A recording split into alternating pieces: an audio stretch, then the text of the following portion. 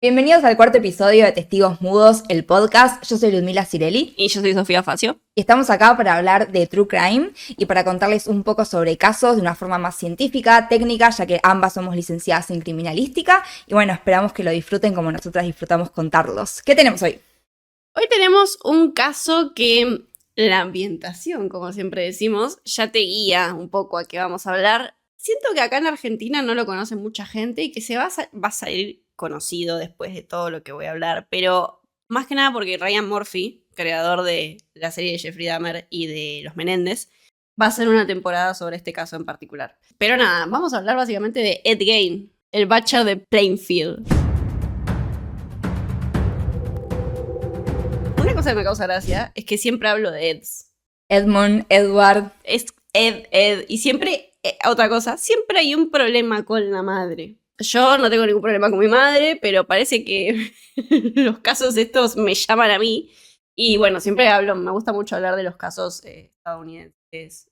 Siento que hay más material allá. Acá no hay tantos. Hablamos de los Puch la semana pasada. Vamos a hablar de un par más de Barreda y los que son como Robledo Puch icónicos. Pero me gusta mucho abordar estos casos porque siento que tienen más de lo que a mí me gusta, que es la criminología. Es que son casos, son tipos de crímenes que acá no los vemos, no se llevan a cabo. Acá es como que tenemos crímenes en el día a día y cuando tenemos un crimen así, que es asesino serial o una organización criminal o algo, ahí sí es más llamativo. Pero acá en Estados Unidos tenemos una cantidad de material enorme. En Europa también hay, pero Estados Unidos, bueno, ya sabemos que, no voy a decir como le decimos también a Estados Unidos. Sí, o sea, en Estados Unidos hay más material, por así decirlo. Muchos pioneros de lo que fue la criminología para el FBI y lo que es el armado de perfiles criminales, como fue Ed Kemper hace 2 semanas atrás. Pero bueno, nada, Ed Gein no se llamaba Edmund, se llamaba Edward Theodore Gein. Theodore, Ted Bundy. Theodore, también una combinación hermosa. Ya nada puede salir bien acá. Nació el 27 de agosto de 1906, o sea, es un caso muy viejo. Diría que es el pionero de las películas de terror. ¿Por qué? Porque, ¿viste El silencio de los inocentes? Sí. Psycho y también La masacre de Texas. Bueno, todos los personajes del asesino son inspirados en Ed. Todos peliculones encima. O sea, tenemos a Hannibal Lecter, a Leatherface, que es tipo cara de cuero o de piel. Y encima Psycho, o sea, Bates Motel, Norman Bates, todo lo que es. Todos trastornados. La madre en Psycho es muy importante. La serie de Bates. ¿Cómo se llamaba la serie? Bates Motel. Bates Motel. Ahí te retrata todo cómo era el pensamiento de Norman. Pero sí, él inspiró todas esas películas. Es un dato que me parece interesante traerlo, porque ya ahí te da el pie de todo lo malo de este caso. Y antes de hablar de los crímenes de él, tenemos que remontarnos a la hermosa época donde nació y su familia. Y como siempre decimos en este podcast, qué importante que es la familia cuando uno está creciendo. La educación, el contexto social, todo eso importa para la formación de una persona. Pero es increíble como en todos los casos que hablamos siempre hay un disparador de cuando era chiquito. Sí, el entorno familiar, bueno, es uno de los componentes que forma a la personalidad, esto es psicología, y bueno, obviamente teniendo problemas familiares, la personalidad ya que traen los padres, las proyecciones sobre sus hijos, el trato, todo eso, bueno, los va formando y puede salir bien como puede salir mal, y además me parece que al ser una época que no es contemporánea, es bastante antiguo el caso. La educación me parece que va a ser bastante distinto a lo que vemos hoy en día. Sí, totalmente. Justo es ahí por donde voy a arrancar. Estábamos hablando de un Estados Unidos posguerra, en donde la moral sexual era conservadora, era un poco de los programas de televisión, censuraban todo lo que es la parte sexual. Podías ver que, no sé, en las series y en las películas los matrimonios dormían en camas separadas, era muy propio de eso. Y todo este tema de la religión se traduce de manera directa a la familia de Ed Gein, a la mamá, Augusta. Tenemos 2 figuras presentes, como siempre digo, tal vez no hubieran estado bueno que hubieran estado presentes, pero bueno, están presentes. Y Augusta era una persona que tenía una religión en particular, que era luterana. Ah, pensé que ibas a decir que era católica. No, acá era la Biblia y la gracia es el centro de todo. no creían en el Papa, bueno, es una religión que no cree en el Papa, que cree que la salvación está en Jesucristo. Y esto lo hacía muy presente en la crianza de sus hijos, porque Ed Gein, no es solo Ed Gein, es Henry Gein también, que es el hermano, también va a cumplir un rol muy importante, pero el papá de ellos, que se llamaba George, no es un padre ausente, pero medio que sí, porque tenía problemas con el alcohol, era alcohólico, y le pegaba a la mujer, o sea, a Augusta. Entonces Augusta, todo eso que iba guardando de que su esposo le pegaba, se desquitaba con los hijos. Pero no es que les pegaba o algo en particular, sino que la forma en la que les hablaba, la forma en que los educaba. Ambos dos crecieron con esta ideología de que las mujeres eran todas prostitutas, que eran el mal, porque los hombres se veían tentados con ellas y ahí empezaba todo a decaer. Es más, ellos vivían en otro pueblo y se terminan mudando a Plainfield, Wisconsin, porque sentía que su marido estaba muy en esa de mirar mujeres y a ella no le gustaba. Entonces lo que hicieron fue, se mudaron a una granja en el medio de la nada y ahí es cuando realmente empiezan a formar su familia de manera más asentada. Y es muy contradictorio porque vos contás que el padre le pegaba a la madre, o sea, ahí había como un desprecio hacia la madre y a la vez la madre les enseñaba a los chicos que tenían que despreciar a las mujeres y mudarse de pueblo justamente por todo eso es... Qué fuerte. Pero bueno, ella nada, no los iban al colegio, pero no los dejaban tener amiguitos. Es como que cada vez que Ed venía y decía, me hice un amigo, ella le empezaba a hablar mal de esa persona y terminaba no siendo más amigo, ni hablar de contacto con la mujer. O sea, si había un mínimo contacto con una mujer, chau, se enojaba y empezaba todo muy mal en la casa. El papá, como te dije, era alcohólico, violento, no tuvo más relevancia que esa, muere a los 66 años, un ataque al corazón, producto de toda su enfermedad. Pero bueno, nada, la mamá de él los criaba en base a sermones, a culpas, y también hacían mucho trabajo rural, porque obviamente estaban en una granja. Esa granja en particular los marcaron bastante a Ed, no a Henry. Henry después vamos a ver que es una persona con una... Se logró desadaptar a lo que su mamá le estaba enseñando todo el tiempo, lo cual muy bien por Henry. No le duró mucho, pero bueno, esa es otra historia en otro momento. Sí, porque es un adoctrinamiento completamente. Además se van a los extremos cuando son muy fanáticos de una religión, bueno, cuando son fanáticos de cualquier cosa, pero en este caso de la religión, se van al extremo completamente y menos mal, bueno, que hay una persona que pudo como salir. Es como también las sectas, viste, los cultos, que cuando lográs salir tenés que readaptarte a todo lo que es la vida normal. Y bueno, este chico seguramente lo pudo hacer. Totalmente. Además, algo que a mí me parece muy contradictorio, que después hay reportes de lo que decía Augusta, porque a Ed Gein se lo analizó muchísimo desde la psicología y la criminología, es como todas las mujeres son prostitutas y bla, bla, bla, pero vos te casaste con una persona, tuviste hijos, o sea, hiciste tu vida normal, la que no le permitiste hacer a tus hijos. Y bueno, ella decía que básicamente ella se había casado y estaba en una relación porque necesitaba procrear, que es justamente un poco lo que parte la Biblia, esto de tener tu familia y tus hijos y todo. Entonces, como que ella solamente lo había hecho por eso y solo se justificaba de esa manera. Sí, es lo típico, es procrear, la reproducción, vinimos a eso, a concebir y a que siga la raza humana, pero bueno, se ve que esta señora encontró una forma de justificar lo que despreciaba tanto de esta forma. Bueno, como te dije, una granja. ¿A qué te suena granja? Soledad, aislamiento, animales. Bien, eso es a lo que yo quería que llegues. La infancia de Ed y de Henry también un poco, como te dije, hacían muchos trabajos rurales y estaban muy rodeados de animales. Entonces algo que lo marca a Ed en particular es que justamente él veía como sus padres masacraban a los animales para comer y todo, para vender después. Así que nada, es como que ya su infancia estaba marcado por destripar animales y por la sangre. Es más, una vez entró a la parte del cobertizo, se dice, como Sí, medio sí. quincho, y vio que su mamá estaba con un cerdo que estaba colgado del techo y ella lo había abierto a la mitad. Entonces como que estaba... Sí, como que lo estaba eviscerando completamente, le estaba sacando todos los órganos, todo para después comerlo. Sí, exactamente. Entonces eso como que le queda muy marcado a él la cantidad de sangre que había. Entonces empieza a tener como estas fantasías, pero en menor medida. Y algo muy importante es que él solamente leía la Biblia, no leía otra cosa que la Biblia. Y obviamente todo tiene sentido porque su mamá lo estaba educando de esa manera. Pero bueno, nada. Después ya nos adelantamos a lo que es en 1944. Ya había muerto el padre, o sea, ya sacamos a la figura. Ni hablar del tema, si querés después lo ahondamos un poco más, de el tema de Edipo que estaba teniendo Ed con su mamá. Y que la figura paterna se haya ido de la escena, para Ed era glorioso, o sea, tenía a su mamá completamente para él. Pero bueno, si después si querés ahondamos un poco más en eso. En 1944, Ed y Henry estaban haciendo trabajos en la granja y empezó un incendio. O sea, se empezó a prender fuego todo y en el intento de querer apagarlo, aparece Henry muerto. No, no pensé que iba a tener este desenlace.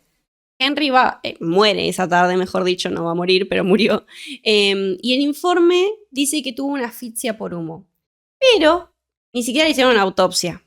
Pero Entonces, ¿qué informe? ese informe está acá con nosotros. Te juro, era un informe, no sé, por ahí hablando. Sí, como el de Oral. de María Marta. Claro, exacto. Y el cuerpo tenía golpes en la cabeza, lo cual no coincide con que haya muerto por una asfixia por humo. Pero bueno, no preguntaron, no les interesó mucho, no había cargos. Y algo muy importante en esta parte es que cuando se acerca la policía, porque Ed dice, che, mi hermano está desaparecido, pueden venir a ayudarme a buscarlo, él aclama que no tiene nada que ver, que no sabe qué pasó, que no tiene ni idea de lo sucedido, que solamente estaban apagando un incendio. Y sin embargo los guía hasta exactamente donde estaba el hermano. Entonces, vení a ayudarme a buscarlo, pero en realidad yo lo encontré. Está acá, vengan. No lo encontré, para mí lo mató él, entonces es como, acá dejé el cuerpo, vengan, examínenlo. Pero bueno, nada, esa fue la conclusión. No se indagó en absolutamente nada más. Fue como otra época. Sí, otra época igual, más allá, dependiendo medio como la localización del crimen, quizás en Europa sí se hubiera indagado más, estaban un poco más avanzados en lo que era criminalística, pero acá nada, además, seguramente me imagino un pueblo, una granja, se conocen todos, todo ese ambiente y ya está, un incendio obviamente está justificado, se murió en el incendio. Sí, y también esto de no solo no tenemos los recursos, sino que no tenemos el aprendizaje como policías, porque nunca suele suceder estas cosas.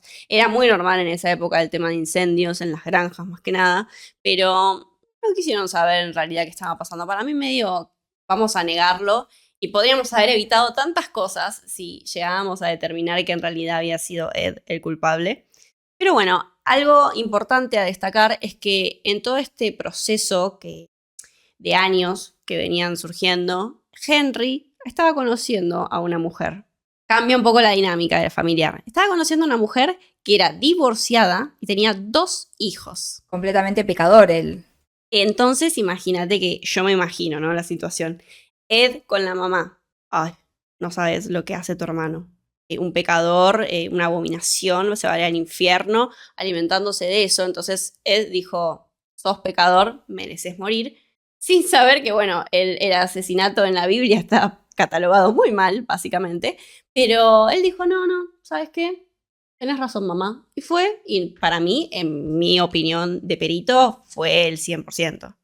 Bueno, lo de los golpes y los traumatismos y capaz siendo golpes contundentes y todo, obviamente están diciendo que hubo alguien más, a menos que se haya golpeado. Bueno, todo depende mucho No era una herida de me caí, me golpeé con algo y se me abrió la cabeza y me desangré. Eran varias heridas en torno a lo que es la cabeza. Sí, fueron varios golpes.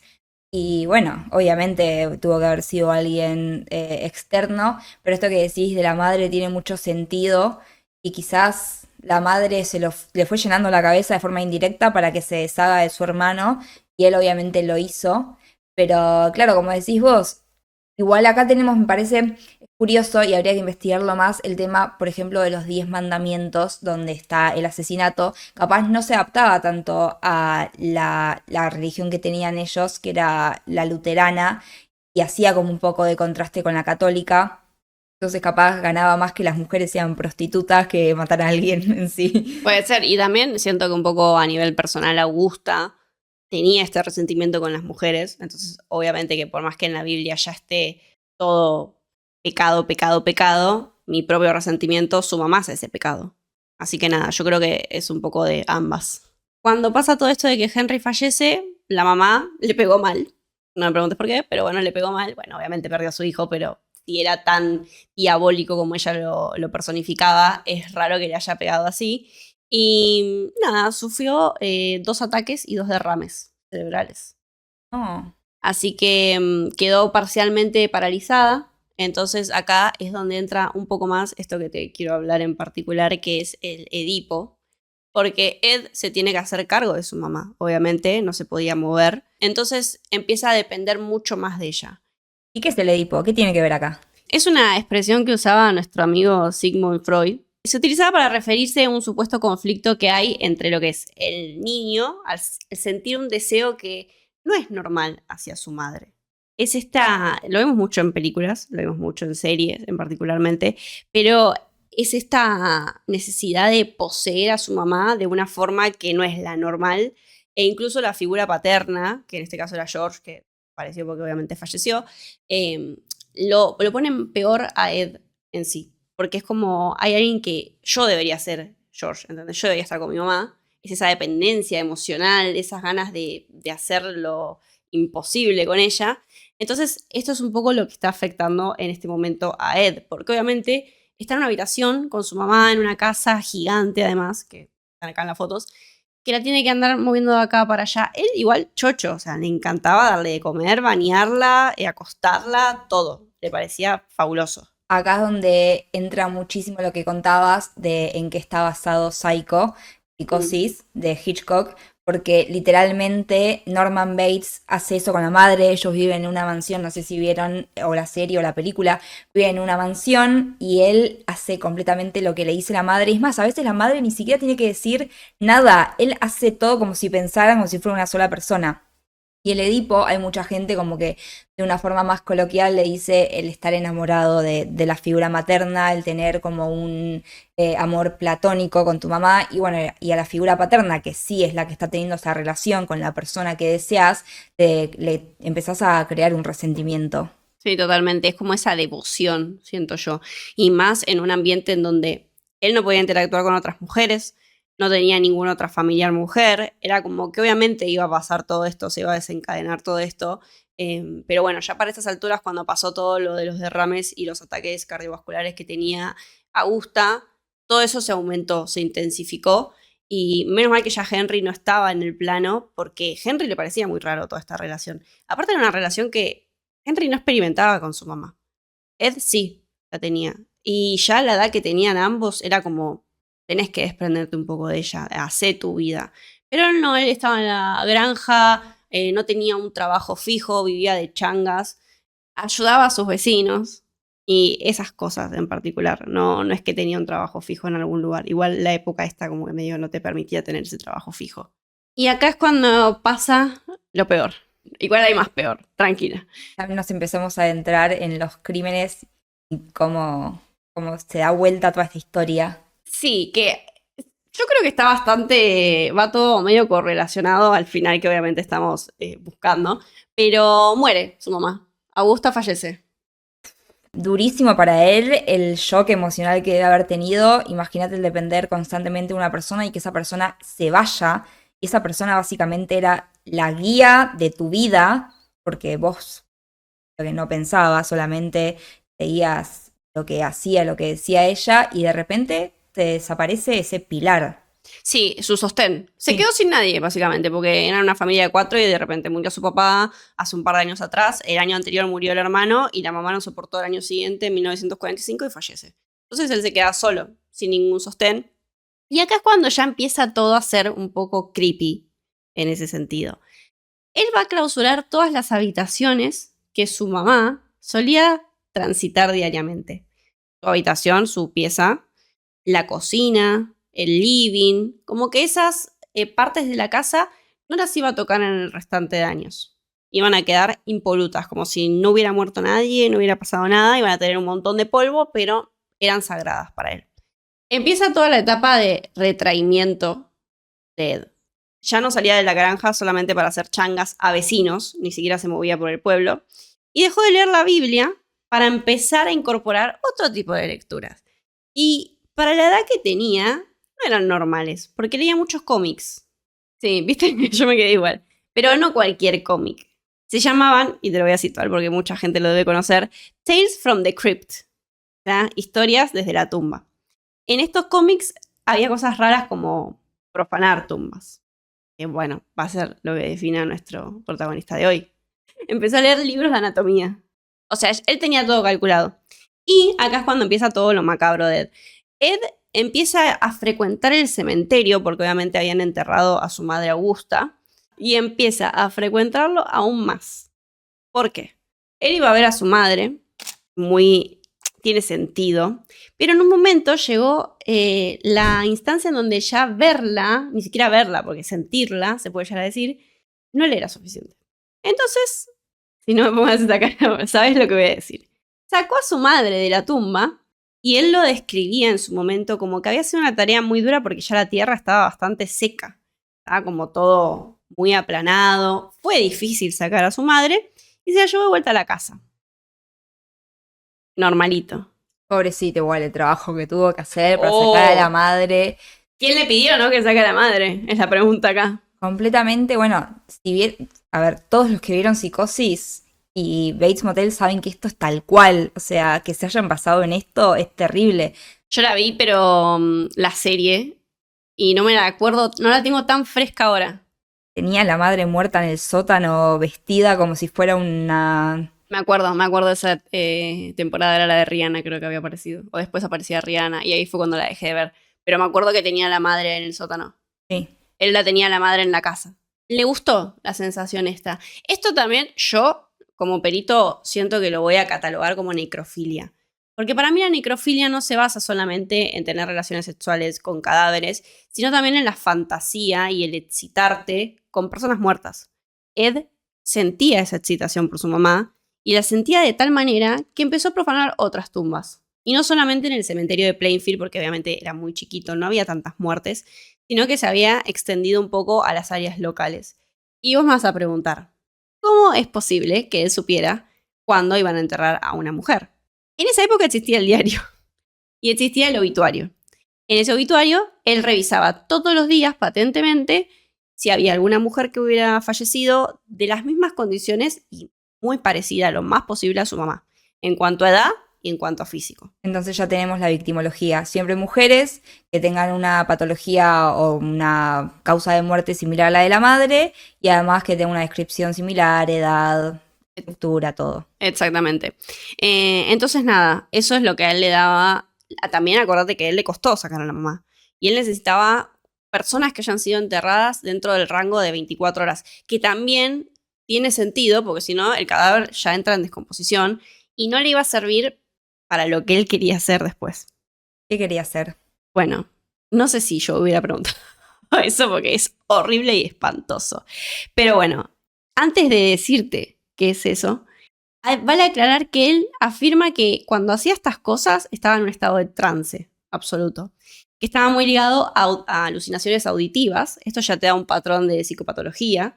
Y también la búsqueda de compañía, porque obviamente él estaba solo en la casa y la casa era muy grande para él. Y niega haber tenido relaciones sexuales con los cuerpos que él desenterraba. En algún momento él fue analizado a partir de alguna entrevista, testimonio, confesión, lo que sea, para ver si era posible diagnosticarlo con algún tipo de esquizofrenia o psicosis. Sí, después cuando lo atrapan, lo diagnostican con esquizofrenia paranoide y psicótica. Todo encaja. Ahí tiene sentido las alucinaciones, entonces no era mentira, no era como que se estaba justificando de una forma más, me parece que no le importaba la imputabilidad, pero no es que se estaba justificando, sino que realmente lo estaba padeciendo. Sí, bueno, y una cosa muy importante que yo lo decreté como necrofilia, él dice que nunca tuvo relaciones sexuales con los cuervos porque el olor era horrible, pero no le importaba convivir con esos cuervos en la casa. O sea, el olor le impedía tener relaciones sexuales, que para mí él no debe haber sabido cómo actuar porque él muere virgen. No, y además imagínate que quizás, por más que sean cuerpos, sean cadáveres, las personas estén muertas, capaz seguía teniendo la mentalidad de no, son prostitutas o de desprecio a las mujeres o esto no se hace y también eso no lo motivaba a tener ese tipo de conducta, pero sí otra. Sí, totalmente. Y después, bueno, quiero dejar esta parte para el final, que es básicamente cuando descubren todo lo que todavía no te dije que pasó con los cuerpos. Por ahora solamente te conté que profanaba tumbas y se llevaba los cuerpos a la casa. Bien. El 8 de diciembre de 1954, Mary Hogan, que era una mujer que estaba a cargo de su propio bar. Era una cantina a la que Ed solía ir, pero Ed no tomaba, porque tomar estaba mal en la Biblia.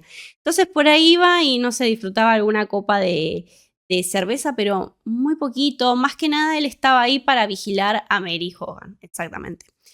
La escena que se encuentran, porque obviamente ese día el bar no abrió, le parecía raro, cuando entraron había un charco de sangre gigante y sangre de arrastre, o sea, como que el cuerpo había sido movido. La escena en sí sugiere que le habían disparado con un arma de fuego y habían arrastrado el cuerpo.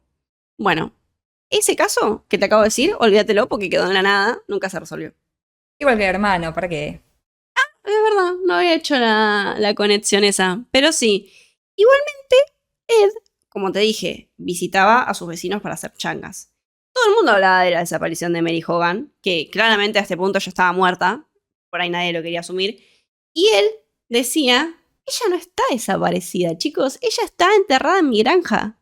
Ah, se lo decía a todos. Nadie le daba bola, porque él era el raro del pueblo, pero no era un raro malo, era un raro bueno. Esa era la descripción. El típico loco bueno que anda por ahí dando vueltas y quizás la gente sabe, este está medio loco, tiene un poquito de psicosis, de esquizofrenia, no, como que no tiene todos los caramelos en el tarro. Entonces, es inocente, ¿qué está diciendo? Debe estar jodiendo, debe estar... No, nadie le creía y él por la vida diciendo que estaba enterrada en la granja. Bueno, pasaron 3 años y no se descubrió qué pasó con Mary Hogan, quedó en el olvido, hasta que el 16 de noviembre de 1957 pasa la misma situación con Bernice Worden. Ella era la dueña de una ferretería y su hijo era policía. Yo creo que ahí está el punto clave y la diferenciación entre cada caso. Su hijo era policía, se involucró, obviamente, porque la tienda había estado cerrada todo el día. Él había ido de casa, porque en Estados Unidos era época de casa, y cuando vuelve y abre la tienda, porque le parecía raro que esté cerrada porque su mamá siempre trabajaba, se encuentra con la misma escena exacta, el charco de sangre y la sangre de arrastre. Y lo que él hace es, en esa época, existía todavía los tickets y también anotaban en el cuadernito quién compraba, qué compraba y cuánto salió. Y la última persona era Ed Gein, que había comprado un refrigerante. Entonces, todo ya estaba apuntando a esta persona en esta granja. Y nadie podía creerlo, porque nadie había ido nunca a esa granja, o sea, ni sabían que existía. Y cuando llegan, la escena es brutal. Pero, no sé, acá te quiero preguntar, ¿qué te imaginás vos que puede haber llegado a pasar en esta escena? Muchas cosas. Primero, vos te imaginás que, bueno, quizás dentro de todo son algún tipo de crimen regular, que mata a alguien, quizás se la lleva, porque los cuerpos no estaban, solamente encontraban el charco con el patrón de arrastre. Pero es raro, o sea, ¿qué hacía cuando se llevaba a esos cuerpos a la casa, cuando profanaba tumbas, ¿qué hacía con todas esas mujeres? Raro, no me imagino lo que está pasando acá. Todavía no sabes qué está pasando, pero lo peor va a pasar ahora. Cuando llega la policía a la granja, bueno, primero lo detienen a él, que justo estaba en un supermercado, y lo agarran y le preguntan y lo detienen, porque coincidía también después cuando encuentran el arma en la casa de él, era un rifle calibre 22, entonces coincidía con los cartuchos y los proyectiles y las vainas y todo lo que había quedado en la escena, porque él no era Ed Kemper, no sacaba los proyectiles de los cráneos. Y él va preso. Después le hacen, obviamente, el allanamiento de morada. Y cuando entran a la casa, se encuentran que en la parte de atrás, donde la mamá solía descuartizar, degollar y todo a los animales, estaba colgada de los pies, o sea, del techo, boca abajo, nuestra persona desaparecida. ¿Cuál de las dos? La última. La última, Worden. Bernice Worden. Estaba degollada. Como el chancho que había colgado la madre. Exactamente, estaba degollada, no tenía cabeza. Estaba abierta a la mitad, exactamente como el chancho. Y la policía no podía creer lo que estaba viendo. Porque después salieron del cobertizo para meterse en la casa, en la granja, mejor dicho. Y se encontraron con, lo voy a leer tal cual todo lo que encontraron, porque vos me preguntaste qué estaba pasando con los cuerpos. Bueno, Había objetos domésticos fabricados con restos humanos. Los asientos de las sillas, las papeleras, estaba forrado con piel, cráneos usados como cuencos, como tazas, básicamente, o en postes de cama. Exactamente. Máscaras faciales, él le cortaba muy detalladamente, acordate que él leía anatomía. Él le cortaba todo, le trazaba todo muy perfecto y se lo ponía de máscara. Y esto es típico de la masacre de Texas, o sea, lo que te decía Leatherface, que se pone la máscara hecha con caras de otros cuerpos y sale, bueno, a matar, pero es literalmente eso. Sí, exactamente. También, sigo, hay piezas de ropa, un corsé, una pechera, que si ustedes ven el tráiler de Ryan Murphy de la nueva temporada que va a salir sobre Ed Gein, te vas a dar cuenta que realmente tenía una pechera que tenía como los senos marcados y llegaba hasta acá. Oh. Real. Después también tenía unos leggings, se hizo unas calcitas con piel de piernas. Y también se mencionó mucho un traje de mujer que estaba en elaboración. ¿Qué pasa con ese traje de mujer? ¿Y qué pasa con Ed Gein de todo esto? Él quería ser su mamá. O sea, llegó a ese nivel de esquizofrenia que quería ser su mamá. Entonces se vestía como mujer, se ponía pelucas, usaba la cara de su mamá. Se la ponía la cara de su mamá.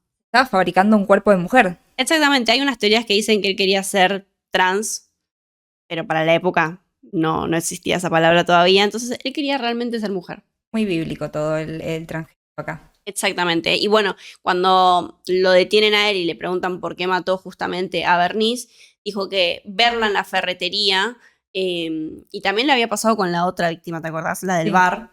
Verlas ahí tan vivas, tan, según él, degeneradas por el lenguaje que usaban, por cómo se expresaban, y saber que su mamá estaba muerta, le generaba bronca. O sea, él quería que su mamá esté viva en el lugar de ellas y ellas estén muertas. Por eso las mató. ¿Tenés alguna duda sobre todo esto? ¿O ya podemos avanzar a lo que vos querías saber, que es qué tiene en particular él? Bien. Es mucho para pensar y recapitular, ¿eh? Es mucho, pero estoy tratando de reflexionar porque creo que nadie se va a esperar que tenga este desenlace donde realmente su casa está hecha de cuerpos de personas, donde tomaba cafecito en el cráneo de alguien. Es choqueante, o sea, me imagino, y bueno, y acá tenemos fotos que hasta se hacía sillones con cuerpos, o sea, todo el tapizado de los sillones eran cuerpos, y es bastante, es muy curioso. Algo que me olvidé, que me parece importante también, es cómo está retratado la Biblia, según él, en todo esto que está haciendo. ¿Por qué? Porque había una caja que tenía vulvas de todas las mujeres, que él estaba profanando los cuerpos, y además había hecho un cinturón de pezones. ¿Cómo le saca el aparato reproductor a las mujeres? Porque justamente es lo que, según su mamá, condiciona a los hombres a que se porten mal. Claro, le sacaba todos los genitales, las mutilaba como también una forma de castigo y juntaba todo eso para hacerlas quizás un poco menos degeneradas y no tan pecadoras. Totalmente. Y bueno, lo arrestan, obviamente, todo lo que habían encontrado. Lo evalúan en el Central State Hospital y es cuando determinan que tienen psicosis, que antes se solía decir esquizofrenia paranoide. Tenía delirios, tenía la afectividad embotada y un bajo rendimiento intelectual. Importantísimo. El contraste entre Ed Kemper y Ed Gein es tremendo. Te digo Ed Kemper porque es el caso que trajimos. Hay muchos más que son así inteligentes. Pero él, la inteligencia no predominaba en lo de él. Justamente todo lo que hacía es, como decías vos, porque realmente lo estaba padeciendo la enfermedad en sí. Pero él no pensaba en absolutamente nada. Imagínate que la casa era un asco. Solo estaban las partes de las habitaciones que te había mencionado anteriormente, que era donde su mamá estaba antes de fallecer. Pero era un asco, tenía todo acumulado, tenía una especie de compulsión por esto, por dejar todo ahí tirado. También tenía la cabeza de la persona que encontraron descuartizada en el granero, que es básicamente Bernice. Tenía la cabeza en una bolsa, porque se planeaba deshacer de ella. Pero nada, como bastante particular eso.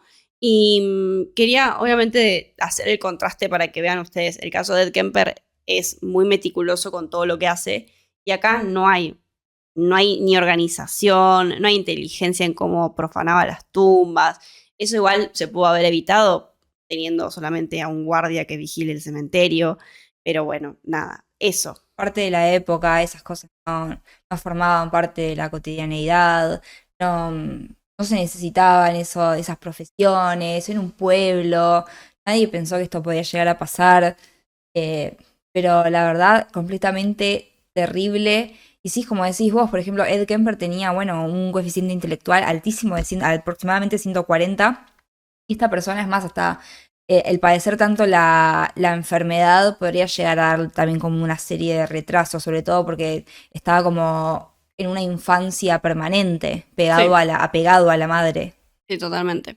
Y bueno, primero cuando es procesado, algo importante, a él se lo culpa solamente del asesinato de Bernice, no de Mary Hogan. Él dice, afirma que mató a las dos, pero no había plata para hacer un juicio tan elaborado. Entonces solamente la culpan de la persona a la que encontraron con las manos en la masa. Muy de la época, porque también pensaba que es un área muy rural y no iban a tener ese tipo de dinero para poder seguir y culpar a Ed Gaines, y ya estaba culpado, en cierta manera. Y con todas las personas que había profanado su tumba y se había armado toda la casa, no hicieron nada. Sí, y o sea, determinan que es inimputable, obviamente tiene una enfermedad, lo internan, pero con el paso de los años lo evalúan de vuelta y dicen, esta persona ya está apta para hablar con un abogado. Entonces empieza de vuelta el juicio. Ahí, obviamente, le lavaron la cabeza, le dijeron, no digas que fuiste vos. Empezó a decir eso, dijo que el homicidio en particular por el cual se lo estaba culpando, que sí había sido con un arma de fuego, pero como estaba en la tienda y en esa tienda había armas, él agarró una y se disparó sin querer y terminó matando a Bernice. Esa era su justificación. Y bueno, no le creyó nada al jurado, obviamente, y lo terminaron declarando culpable, pero después se le hizo otro juicio aparte porque tenían que medir el grado de enfermedad que tenía para el momento en el que pasó todo.